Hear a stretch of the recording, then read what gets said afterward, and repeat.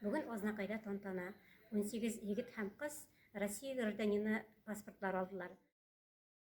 Постановлении правительства Российской Федерации об утверждении положения о паспорте гражданина Российской Федерации от 8 июля 1997 года говорится о том, что паспорт обязаны иметь все граждане Российской Федерации, достигшие 14-летнего возраста. Мен шын Азнакай патриотлары булып, мотор итеп, исән-сау гына укырга, яхшы иттереп, бишлегә, дүртлегә, спорт белән шөгыльләнергә, шулай мотор итеп яшәргә язсын.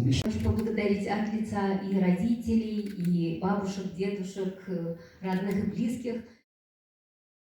Я мама Тимура Шакирова. Сегодня состоялось очень торжественное вручение паспорта, первого документа гражданина Российской Федерации. Я надеюсь и очень мечтаю, что мой сын оправдает этот документ, ведь это очень большая ответственность. И я, конечно, желаю ему творческого полета. Теперь гражданин Российской Федерации официально. И я хочу стать хорошим человеком, когда вырасту.